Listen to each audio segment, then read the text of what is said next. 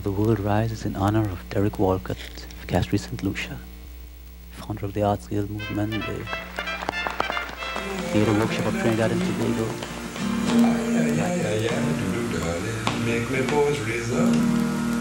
You're making me feel so weak. Stop, rouse. Like an elder trembling for Susanna naked, he murmured to the mirror, "No, my thoughts are pure.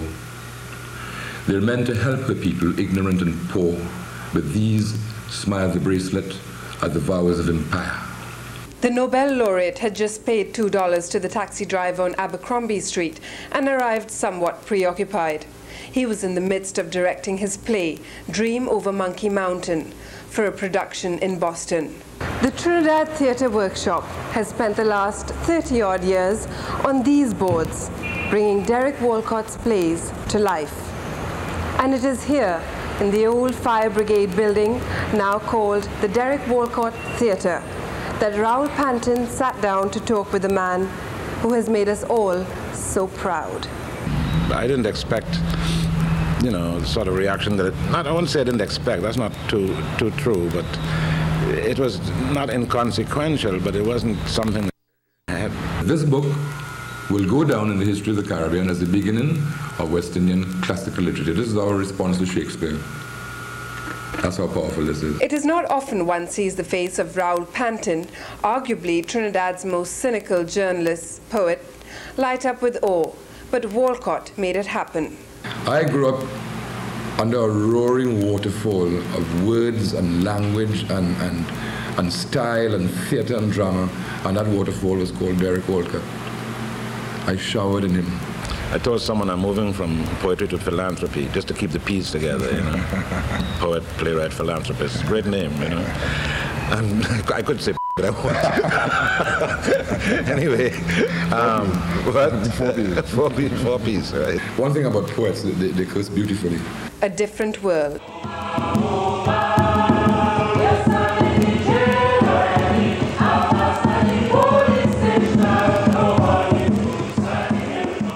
A shared code, an artist's vision rebuffed by the narrow, conventional, and uncomprehending. Thank God there are a few people out in the world, there are not many, not enough, who are withdrawn from the hustle and the rat race, and you know, I gotta get ahead and I gotta get a new car and a big house and all these things that people chase and spend their whole lives going up in smoke after these things. Thank God there's poets, I suppose, are a kind of social philosophers. They reflect. They spend 10 years looking at the society and then they write in 5 lines that tell you something about the society that is so true and so accurate and so rare that it touches you and you might change your life. It was a very votive thing. It was mainly to write something as completely as I could about St. Lucia. So, you know, it was directed, that's the direction it had. But I felt it was, you know, I felt there was something strong in it. I share a lot of, you know, things like inefficient societies, bad politics, mismanaged cultures, you know, this emphasis that we're all African and all this foolishness, or we're Indian or Chinese or Spanish, when what we really are are New World people. A very broad picture, which we see, the artist sees, the true artist, because there's some fascists here who are into this black number or Indian number business. And I'm ready for them, you know. Something is much more important than a lot of factional crap. Tomorrow morning, if I said, you know, to someone, it would be great to have an art gallery, they'd say, yeah, but we need, you know, it's an internal argument. The attitude is simply, you're right. And I'm not right because I am me talking. It's as essential, you know, to anyone in this country. You as a writer, you as a playwright, you know, where do you go with your work? In this country, we don't have publishers. You see, writers have to pay to publish their own work. It's obscene. And then people ask you why you get angry. It would sound like insulting Trinidad. But if I make comparisons with what I have seen and what I've experienced personally in some of the other islands. You have a large population which really is interested in carnival and partying. As Walcott said once, God saved me from a society whose center begins from the waist down. You have wasted your life in this country trying to create a theater. Walcott loves his people. He loves the salt and the sweat on their faces. He loves cocoa groves. He loves hills. He loves Rampanalgas and the hawks circling over the hills. He loves clouds, seraphims of clouds. He loves us. We don't love him enough. Take it. But my bitterness about taking it away remains. Walcott's $1 million prize has shrunk considerably since, due to taxes and other expenses. But the Nobel laureate still wants to put money in the arts in this country. Specifically, he wants to convert that old fire brigade building on Abercrombie Street into a vibrant theatre. What better homage can this country pay to this native son than to grant him this simple gift? Ira Mathur, TV6, with a special report.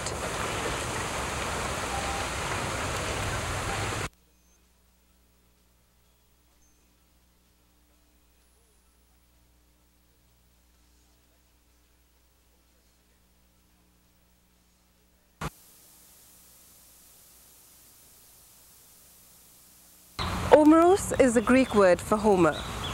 It is also the title of one of the finest poems ever to be created. With this work, Derek Walcott, St. Lucian born and Trinidadian bred, earned himself the world's most prestigious literary prize, the Nobel. In our two-part special report, this week we focus on the Nobel laureate in conversation with Raoul Panton, himself a poet and playwright. Nobody hear you when you cry. Oh, Ethiopia, nobody hear you when you die. Derek Walcott, O Babylon. Rage, rage against the dying of the light. Poet Dylan Thomas.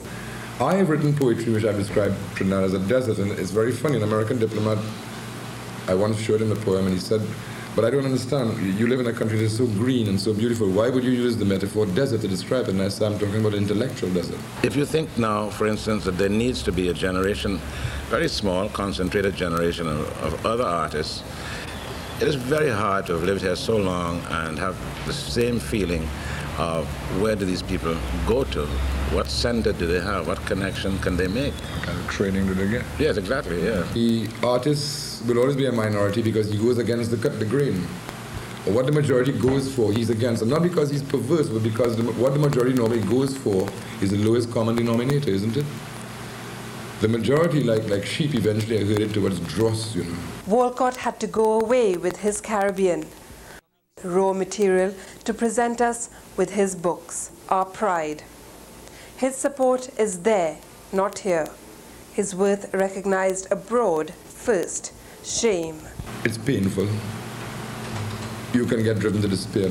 Open it up, support it, throw millions of dollars in the arts. What you will do is you will give the people of the country an opportunity for education and self-knowledge, where things like cocaine and crime and rape and all this shit that is going on in Trinidad will be reduced because people will see it to be a bad thing. No sketch of Walcott is complete without Wilbert Holder, who before his death in 1987 used to swear to Raoul Panton, Europe has Shakespearean actors, but I'm a Walcottian actor. The jokes that are made, here about his not being here, like the other day I say, hey, look, Wilbert, that kind of feeling is very, very strong. I mean, the respect that people had for him, I love Wilbert very much. We literally hung out together for years. People said we were homosexual at one point in time. Trinidad is such a ridiculous society. Charles Applewhite has been a Walcottian actor for almost 2 decades. Mere presence on that perimeter, pacing like a tiger, up and down. And you begin to continue doing what you're doing, but looking every now and again out of the corner of your eye to check for signals of approval. He was a verbal terrorist, and a man with words, access to words Walcott has. When he's finished with you, I mean, you're a wet squib. Men have licked Walcott down. I know now to put Walcott across a room because he got him so angry. Everything he does with an intensity that is sometimes very frightening. You could see his whole life going into this thing, and there were rewards for it. I mean, people weren't making money. Rage notwithstanding, the belief in our Caribbean spurs on these poets. I look at those hills ringing that big, and I look at that fishing village there, I shake my head. Because I know I'm looking at a Gauguin painting, I'm looking at a masterpiece by Matisse. I'm seeing the painting of the classic paintings right there in the landscape, and I think Walcott has said that. Trinidad produces people of genius, and it may be taken for granted that if we produce people of genius, there'll always be stuff around, whether you produce Naipaul or Minshall or C.L.R. James I'm talking about Trinidadians. And so the attitude may be, well, it's going to happen anyway, I see journalism as one form of writing. playwriting is another form. The poem is another form. The essay, the letter, they're all forms, and I would like to excel in all. I told Mr. Walker the other day in an interview, watch yourself, I'm coming for you, I'm better than you, He laughed uproariously. Of course he doesn't think I'm better than him. Omeros is not just a poem. It is an epic paean of praise to the Caribbean people and its landscape by one of her most praiseworthy sons. With Omeros, Derek Walcott has not just won literature's most prestigious prize, but he has stamped Caribbean culture indelibly onto the hearts and minds of the world. Ira Mathur, TV6 News, with a special report.